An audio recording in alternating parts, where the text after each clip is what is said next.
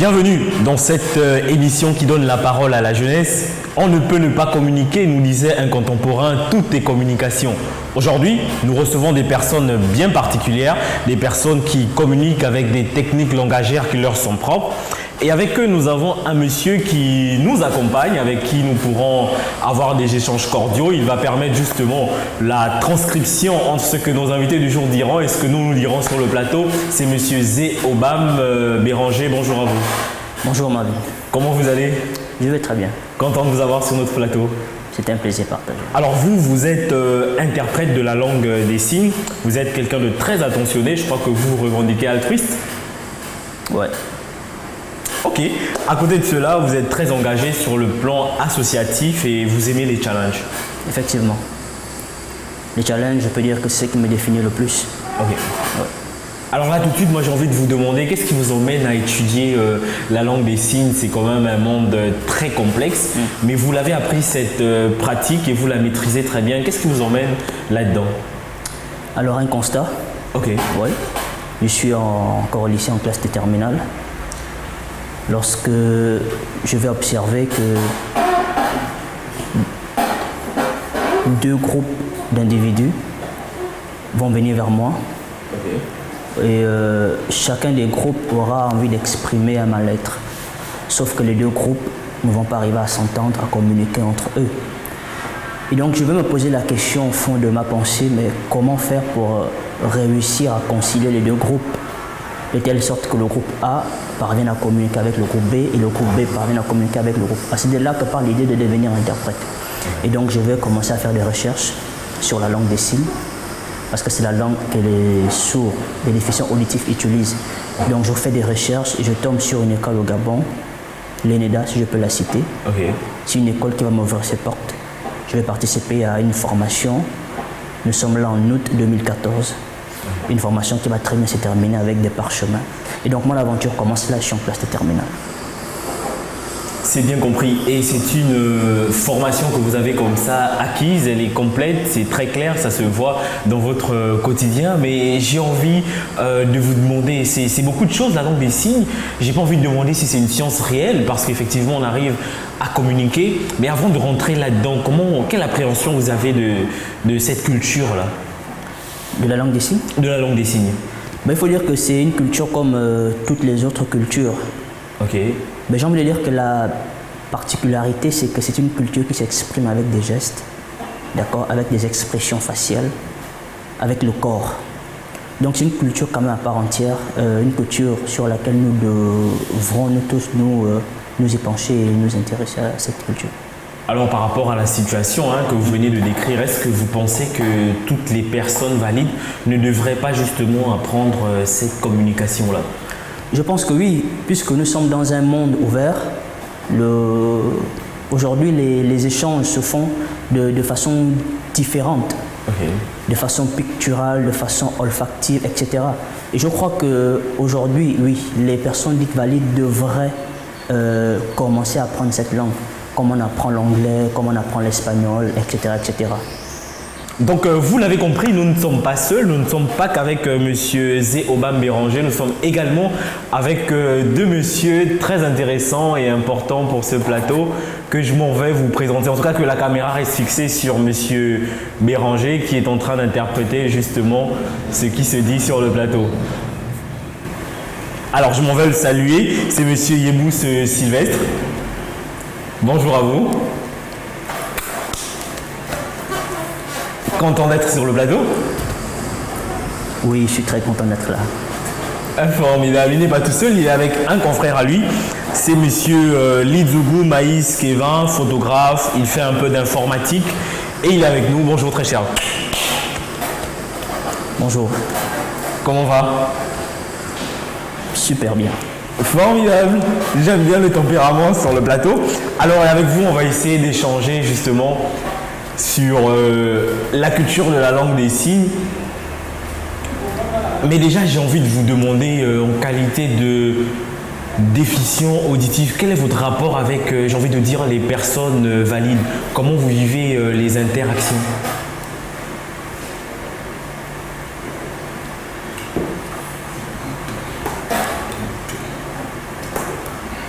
Alors, nous les sourds, comment vivons-nous avec les entendants?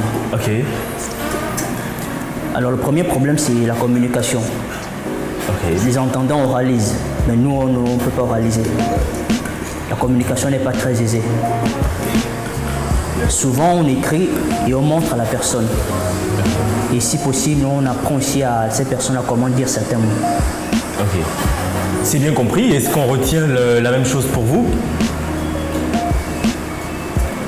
Alors, je vais ajouter autre chose. Ok.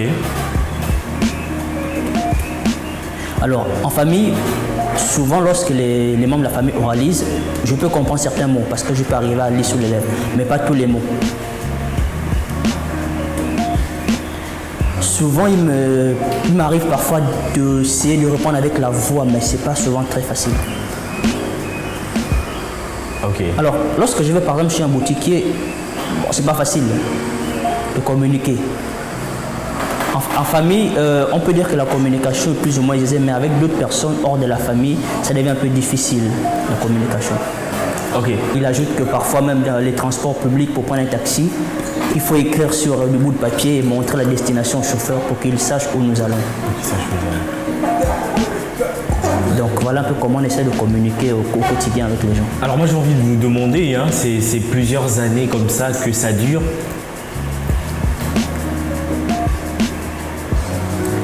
Est-ce que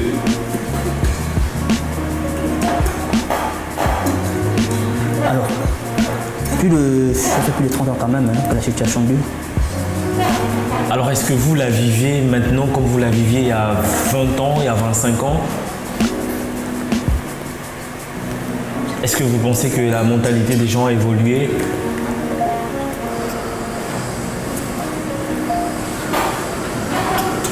Bon, on pense quand même que oui, que la mentalité a changé. Voilà, les mentalités commencent à changer parce que les gens commencent à être sensibilisés. Ok. Avant, c'était vraiment difficile. Maintenant, on remarque quand même pour le dire que la vie change un tout petit peu. On retient la même chose pour lui? Oui, c'est vrai, de nos jours, la vie a changé, contrairement au passé. Avant, les sourds n'arrivaient pas à promouvoir leur travail ou leur culture. Les entendants n'étaient pas souvent faits de ce qu'ils faisaient. Exemple, il y a la fondation de Sylvia Bongo qui parfois nous soutient. Ok. Donc aujourd'hui, on peut dire que la vie a changé. La vie a changé, mais on espère peut-être que pour le futur, ça s'améliorera aussi.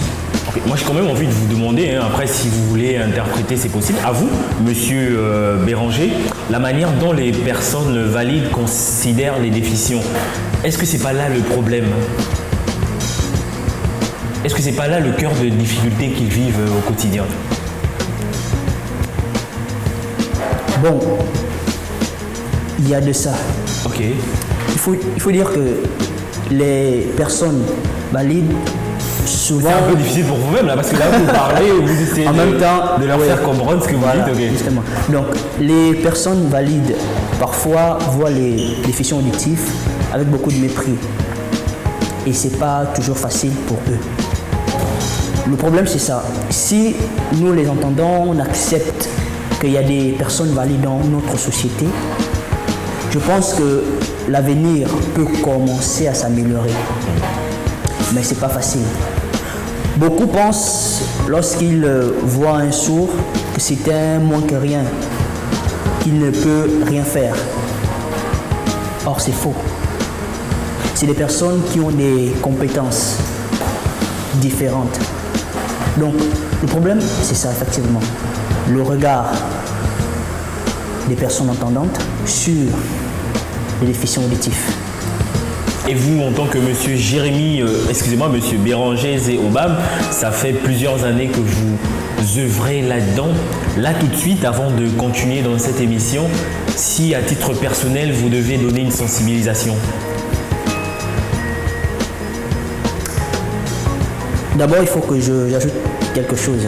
Okay. Ça me fait 5 ans.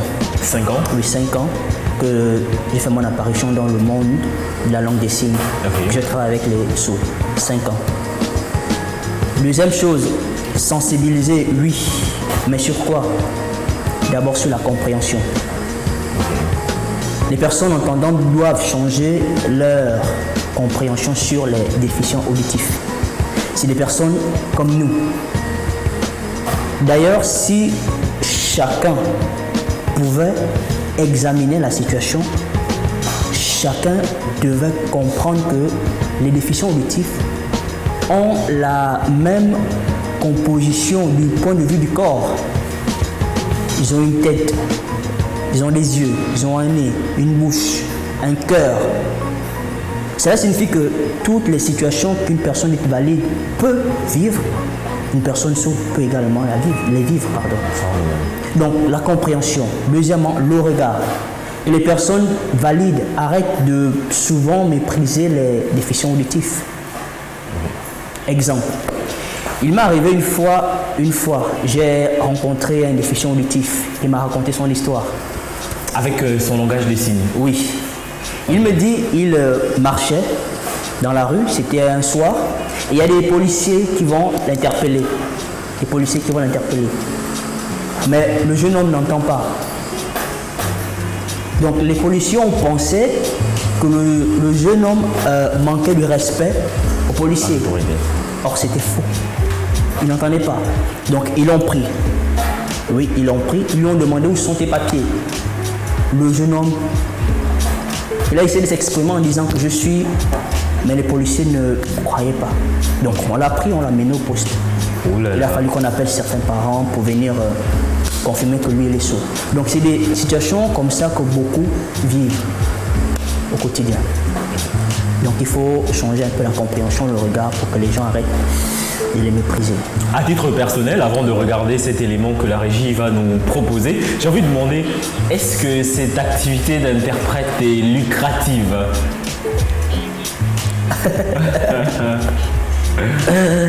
Mais écoutez, elle est lucrative. Ok. D'accord. Quand il m'arrive de... Souvent, je suis payé. Ouais. Okay. Mais pas toujours. Là, exemple, il y a... Vous voyez? Donc, voilà. C'est un peu ça la situation. C'est bien compris, on va regarder cet élément de Madame Muiti Rose.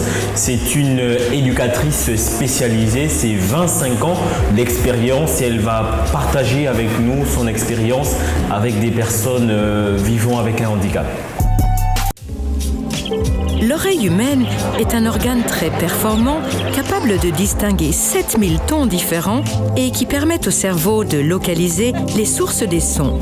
Mais que se passe-t-il en cas de trouble? Plus de 80% des personnes atteintes de troubles auditifs sont touchées par ce qu'on appelle la perte d'audition neurosensorielle provoquée par un dysfonctionnement de la cochlée. De fines cellules ciliées sont chargées de transmettre les sons. Les 3 rangées de cellules ciliées externes réagissent aux sons faibles et affinent les différences entre les fréquences sonores similaires. Les cellules ciliées internes réagissent aux sons graves. Ensemble, elles permettent une perception lisse de la gamme de sons tout entière et permettent de bien distinguer les sons similaires. Les cellules ciliées peuvent être endommagées, par exemple, par des blessures, des maladies, l'exposition au bruit ou l'âge. Dans les zones touchées, les cellules nerveuses ne sont plus stimulées efficacement, ce qui entraîne une insuffisance ou une mauvaise qualité des impulsions transmises au cerveau pour le traitement des sons. Généralement, ce sont les fréquences élevées qui sont touchées en premier, car les cellules ciliées correspondantes se trouvent à l'entrée de la cochlée, où passent toutes les ondes sonores. Cela entraîne habituellement des difficultés à entendre et comprendre les sons faibles aigus comme S ou F, qui aident une oreille saine à distinguer des mots tels que sauce et fausse. La perte auditive est un processus qui évolue normalement sur de nombreuses années et tous les cas sont différents. Toutefois, les aides auditives modernes peuvent compenser la plupart des pertes auditives. Revenons sur ce plateau, nous sommes avec Monsieur Yebous Sylvestre. Alors vous avez pratiqué du football, de l'athlétisme, vous avez créé un groupe Omnisport des sourds de Libreville. Vous êtes un passionné de football?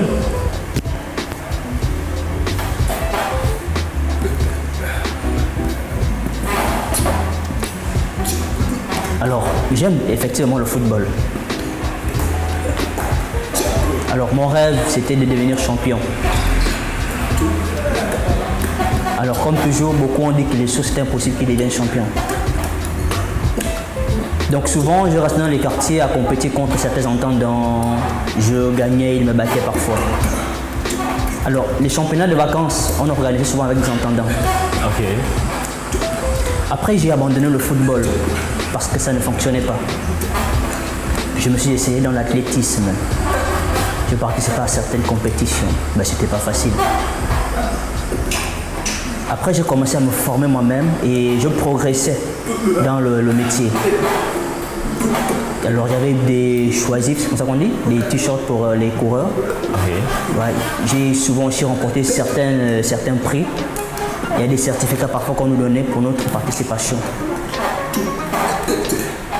Voilà, avec les sourds de Libreville dans notre club.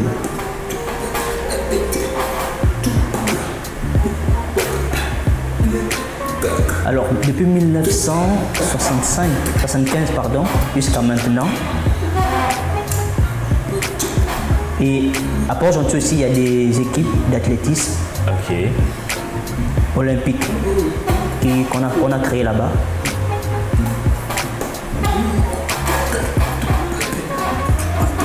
Donc souvent, j'étais entre la première place, deuxième place, troisième place, jamais quatrième, quand je participais à des compétitions. Donc souvent même lorsque Madame Célia organise son run, la première dame, voilà, pardon, merci.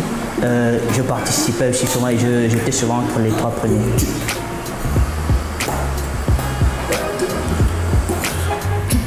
Alors il y a une autre association par exemple, une association gabonaise d'art des sourds que nous on a créé et à l'intérieur il y a des footballeurs.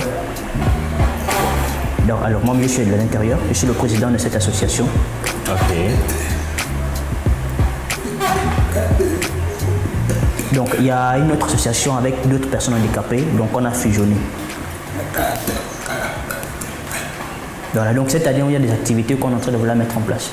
Alors mais sur le plan professionnel,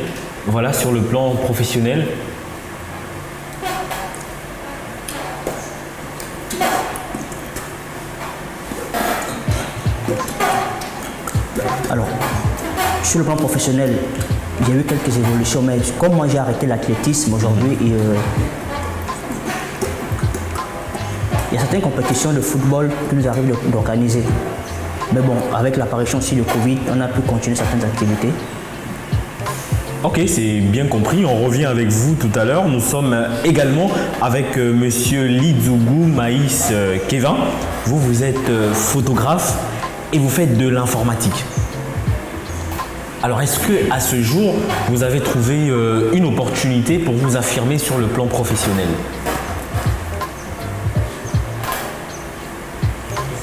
Alors oui, depuis 2003, j'avais des économies, j'achetais un appareil photo, vraiment un petit appareil. À l'époque, les appareils avec pellicule. Là. Cool. Ah, c'est vieux ça. Souvent, je faisais des mauvaises photos. Alors, lorsque j'ai imprimé, c'était pas très professionnel. L'image était loin, c'était pas tout rapproché. Donc, à chaque fois pour m'améliorer, je m'approchais de la cible et parfois, il y avait de bons résultats. Comme j'aimais la photo, j'ai continué dedans. Donc, pour moi, je pense devenir une personnalité importante dans le monde de la photo. Après, je me suis dit, mais pourquoi ne pas faire de cette passion un métier? Et donc, je suis allé rencontrer l'ONU. L'Office national de l'emploi. Oui, j'ai déposé quelques dossiers pour savoir s'ils pouvaient me subventionner. Donc, ils m'ont octroyé un matériel, donc je suis photographe et après, il y a une quote-part que je rembourse jusqu'à ce que je rentre dans mes fonds propres. Alors, j'ai commencé à apprendre l'informatique en 2005. Alors, j'aime bien aller dans les cybercafés. C'est 500, je prends 500, moi-même je m'éduque, je me forme, je regarde, j'apprends. souvent, j'apprends, c'est pas facile au début, mais après, j'évolue. Après, il y a une de mes tantes qui m'a donné un ordinateur. Ok. Bon, après, ça s'est passé, bon, je sais pas comment utiliser ça à l'époque. Elle m'a encore donné un deuxième ordinateur. Maintenant, là, je savais un peu comment ça se passe. J'ai continué à apprendre l'informatique. Donc, tout ce que j'ai appris, c'est maintenant là dans ma tête. Je continue d'ajouter certaines choses. Formidable, c'est bien compris. Alors moi j'ai quand même envie de vous demander, parce que l'informatique c'est le métier du moment. Est-ce que vous vous positionnez comme un entrepreneur ou vous trouverez le moyen de trouver une boîte qui va vous accueillir et pour laquelle vous allez travailler? Quelles sont vos ambitions sur ce plan?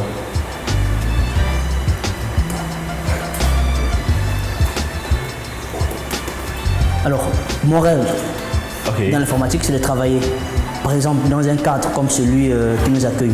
Formidable. Alors, j'ai des propositions de stage dans certaines entreprises. Je pourrais aller apprendre, par exemple, comment faire des cadrages, utiliser une caméraman. Donc, c'est un très très bon bénéfice pour moi et pour ma vie. Donc, maintenant, c'est ça mon rêve, en fait, évoluer dans ce domaine. Formidable. J'ai envie de vous demander, on reste avec vous, monsieur Lixogo Maïs Kevin. Est-ce que vous pensez que la difficulté serait grande pour vos collaborateurs pour vous comprendre? Est-ce que vous pensez que ça peut être un frein à votre épanouissement professionnel?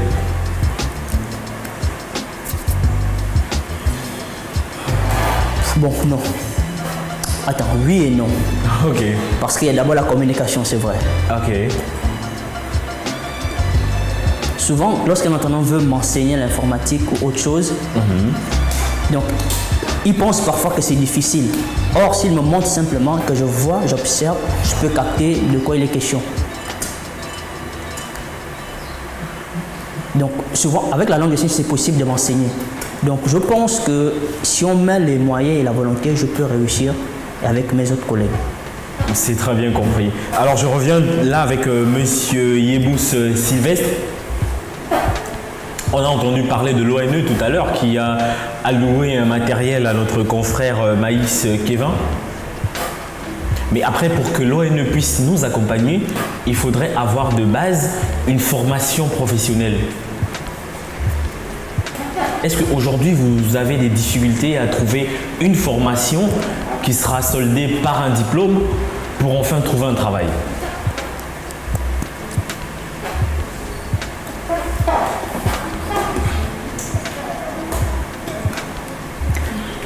Alors, l'ONE a effectivement donné du matériel à Kevin, l'appareil photo. Ok. Donc, il a reçu le matériel. Donc, moi, mon dossier, effectivement, aussi à l'ONE. Donc, c'est pas souvent évident de donner le matériel à tout le monde en même temps. Donc, on fait Très des sessions. Voilà, peut-être que moi, ça sera prochainement, avec d'autres personnes aussi pour bénéficier de la subvention. Donc, avec ces aides-là, parfois, c'est un peu facile pour nous de nous émanciper et de subvenir à nos besoins dans nos familles. Alors, moi, par exemple, qu'est-ce que je fais? Je peux faire de la menuiserie. Je peux faire de la mécanique, réparer les télévisions endommagées. Je peux faire de la peinture, de la plomberie. Alors, les carreaux, voilà, faire des carreaux, carrelage. Donc, c'est ça, moi, mes compétences, on m'appelle, je suis prêt à faire ça. Donc là, j'attends les subventions de l'ONE. Voilà, j'espère toujours que ça viendra. Formidable, c'est bon à entendre ça. C'est bon à entendre, c'est bon à savoir. Moi, je suis jamais allé à l'école, à l'université pour apprendre. Ok. Notre école ici débute au CP1 et s'arrête au CM2. Une fois qu'on a le CEP, nous sommes là à la maison. Donc, il n'y a pas beaucoup d'opportunités. C'est pourquoi nous-mêmes, on se met d'accord pour avoir des petites activités. Donc, au lieu de rester là à ne rien faire, souvent nous-mêmes, on arrive à trouver des activités. Donc, il est arrivé parfois que je trouve déjà des difficultés, mais je n'ai jamais laissé tomber. Je vais, j'apprends et je capte un peu les choses, comment ça avance. Alors souvent, il y a certaines sociétés privées, par exemple SimBTP, si on peut la citer. Ok. Donc j'ai fait 6 ans avec cette société, par exemple, j'ai travaillé avec elle. Donc ils m'ont donné un certificat de travail après. Donc actuellement, je pense que la société est fermée à certaines personnes qui se sont en allées. Voilà. Donc voilà un peu ce que j'ai fait, ce que je peux faire. Donc c'est pour m'occuper des enfants que souvent je suis obligé d'aller chercher des activités. Donc il a 3 enfants qui sont à l'université.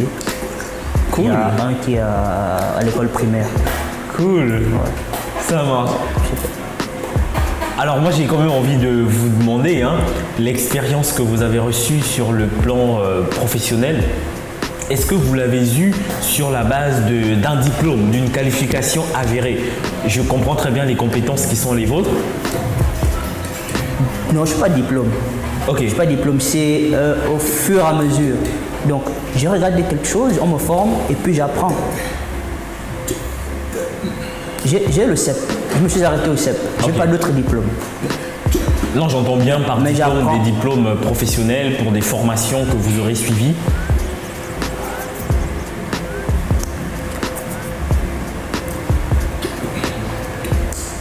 Bon, si on m'appelle, je pourrais, mais pour le moment, non.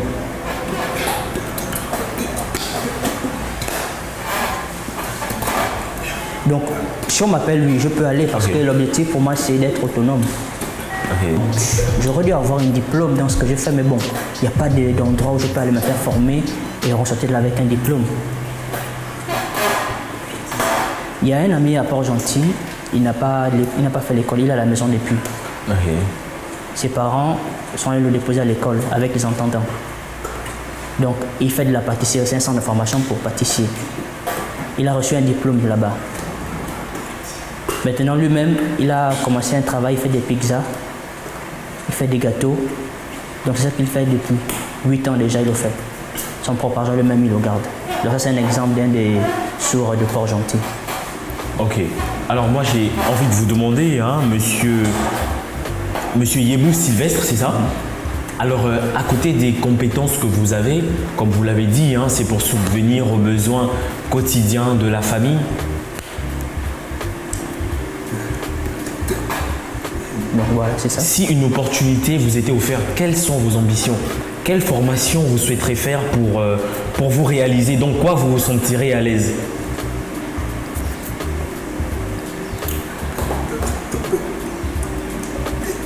Alors, c'est la menuiserie.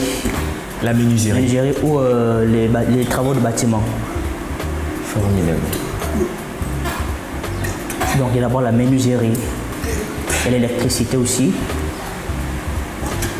Voilà, avec d'autres choses. Bon, il faut dire que j'aime bien tout faire, mais s'il y a des particularités ou des précisions, c'est l'électricité et la menuiserie. C'est très bien. En tout cas, nous sommes sûrs et certains que l'émission que nous faisons aujourd'hui aura un écho favorable, justement, pour que le bien-être auquel nous aspirons tous puisse arriver, j'ai envie de dire, chez vous. On poursuit cette émission. On rappelle que nous sommes en compagnie de monsieur Yebou Sylvestre, voilà, qui est ici à ma droite.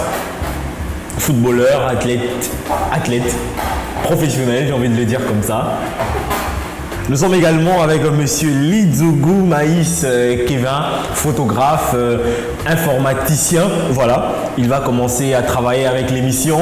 Voilà, on va commencer à travailler avec lui, prendre des photos pour animer la page de l'émission et on verra comment justement assurer de façon pécuniaire ce service-là.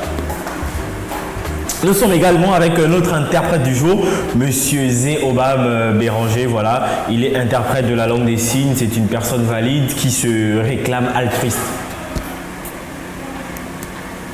Alors nous ne pouvons pas aller plus loin dans cette émission avant de vous poser. Donc, pour organiser les élections, etc., pour aller participer à la compétition.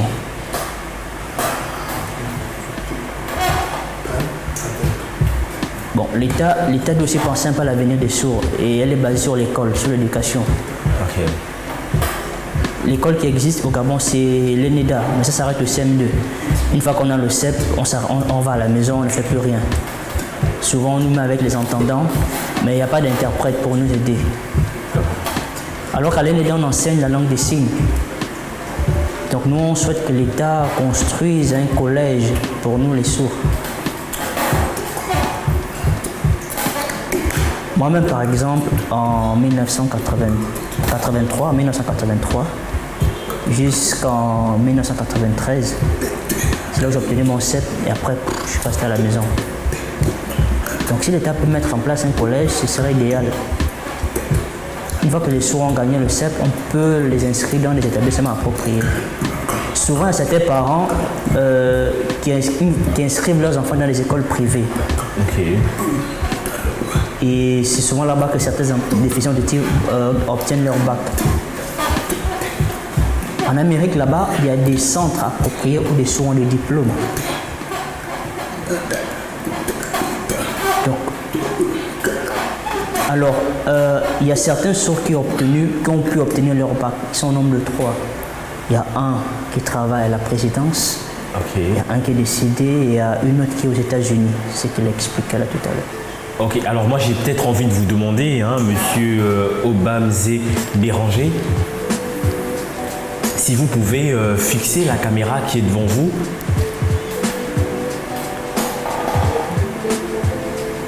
Et retranscrire très clairement les aspirations de nos confrères à l'endroit des autorités, à l'endroit de la première dame, Madame Sylvia Bongo Ondimba, qui a une fondation.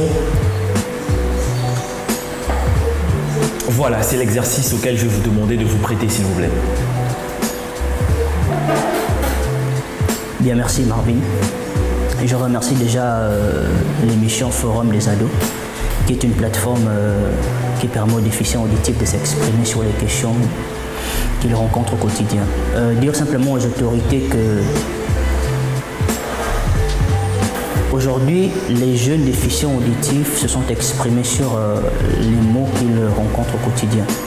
Il serait maintenant peut-être judicieux véritablement de créer un dynamisme pour que les idées, les projets soient matérialisés. Parce que je sais qu'il y a des personnes qui travaillent, telles que la Fondation Sylvia Bongo Ondimba, qui œuvrent effectivement pour que les déficients auditifs aient un avenir.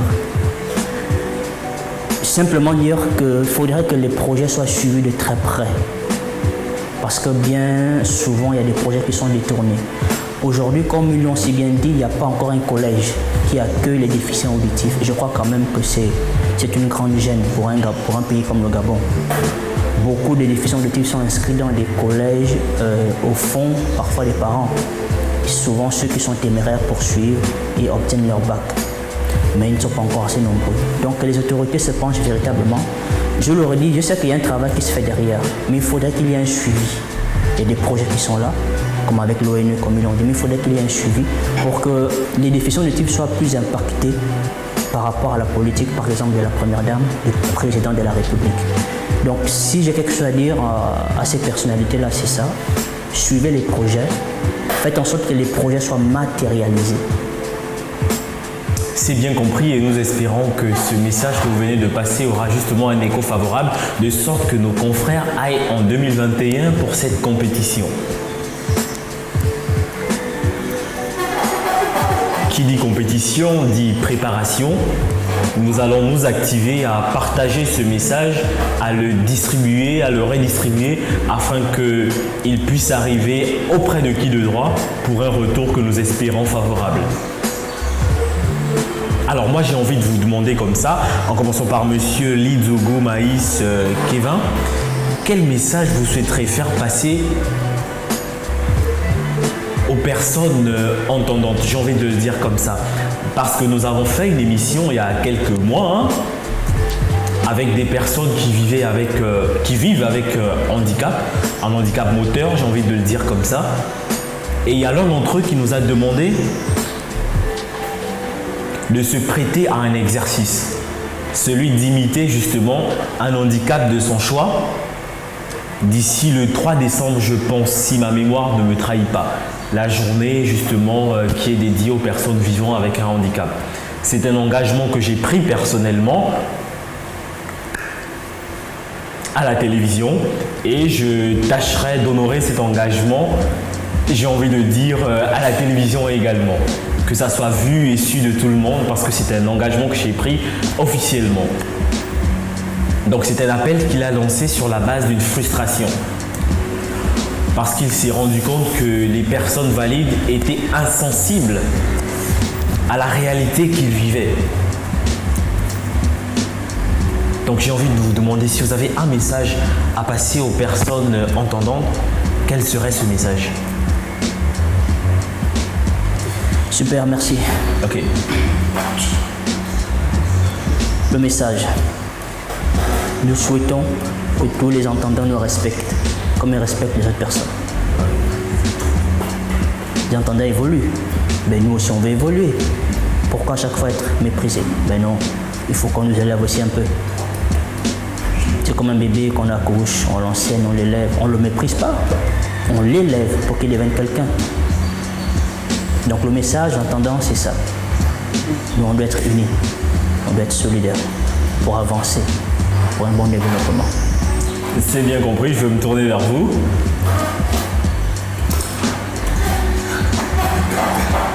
C'est vrai.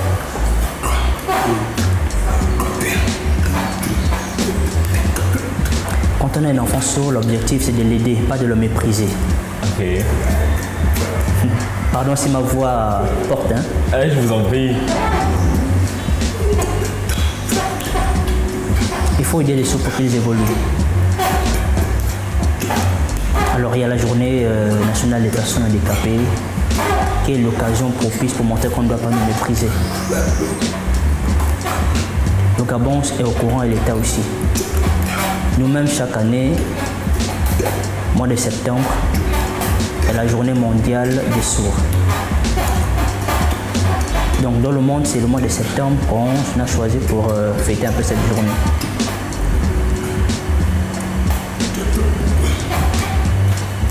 Ce n'est pas intéressant d'être méprisé. L'égalité est la meilleure des choses. Respecter les lois en vigueur, par exemple, n'est pas du code du travail. Et là, j'ai l'impression d'écouter justement cette déclaration des droits universels de 1748 qui résonne dans ma tête en ce moment.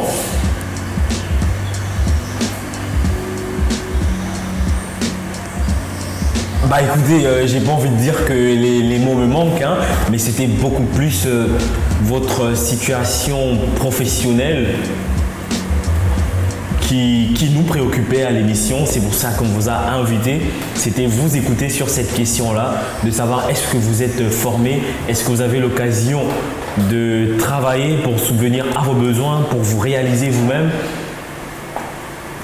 C'était essentiellement ce qui chagrinait nos cœurs justement.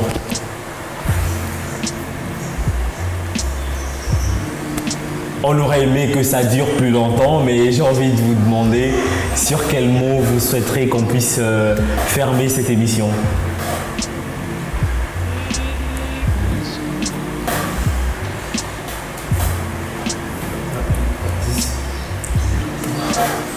Bon, j'ai pas grand chose à dire, hein, si ce n'est que l'État pense aux sourds.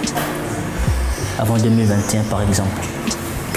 Les activités d'Agos sont des activités assez intéressantes pour les sourds. Donc souvent les entendants avec leurs projets sont beaucoup plus soutenus que les déficients auditifs. Donc on veut aussi plus de soutien.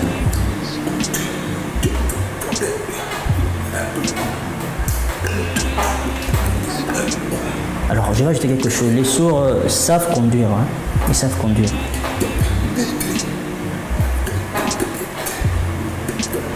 Il y a les sociétés privées parfois qui nous embauchent.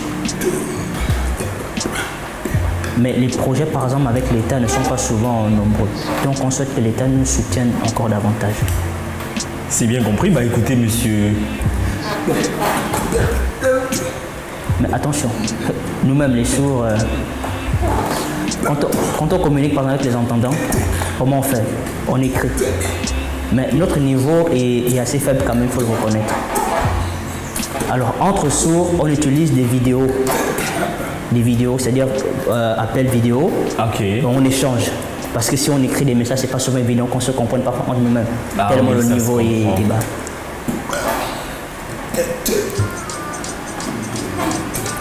Donc souvent avec les entendants, on peut créer des messages, mais entre nous-mêmes les sourds, c'est appel vidéo, on communique. Mais avec les entendants, on envoie des messages pour communiquer.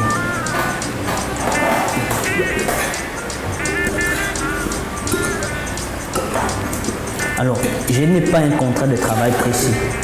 S'il y a quelqu'un qui a besoin de moi qui m'appelle, allez, je vais. Voilà. Si une personne qui a besoin de moi, de mes services, il m'appelle, je fais un devis rapidement, je lui envoie le devis. C'est comme ça que je fais. Voilà. Il m'appelle par vidéo, il peut m'expliquer le travail qu'il veut que je fasse et puis j'envoie le devis et on se met d'accord. C'est un peu comme ça que beaucoup de choses fonctionnent. C'est bien compris. Bah écoutez, on va terminer ce tour de table avec vous, monsieur Béranger, qui avait, entre autres, permis la réalisation de cette émission. L'antenne est à vous, le micro est à vous, un mot de fin. Bah écoutez, c'était un plaisir de permettre à ce que le monde, l'Afrique et le Gabon s'imprègnent des problèmes que vivent les déficients auditifs. Et aujourd'hui encore, je garde l'espoir parce que je sais que demain sera meilleur qu'aujourd'hui. Mais que chacun, à son niveau, comprenne que les déficients auditifs sont des personnes comme les entendants. Pas besoin de les mépriser. On doit leur donner les mêmes droits que les entendants. Dans le travail, dans la vie active, dans la formation. Ils ont besoin d'être formés. On doit ouvrir des centres de formation pour eux. C'est comme ça que le Gabon pourra évoluer. Donc, merci encore Marvin, merci encore à l'équipe et j'espère que le message n'est pas tombé dans les oreilles des sourds. C'est bien compris. Alors merci à vous tous, à vous toutes qui nous regardez, qui avez regardé cette émission. Sachez que nous avons des aspirations quant à cette émission, notamment de savoir que les regards des gens, que les regards de tout un chacun puissent changer par rapport aux déficients auditifs. Ce sont des personnes qui ont des valeurs, qui ont des ambitions. Nous souhaitons justement que beaucoup plus de personnes puissent se lever pour leur venir en aide. Et sachez justement que ce sont des personnes qui veulent se réaliser, qui ont des ambitions. Et justement, nous devons tous d'œuvrer pour que ce cadre propice à leur épanouissement leur soit donné. Sur ce, merci d'avoir été avec nous et que Dieu bénisse les enfants d'Afrique.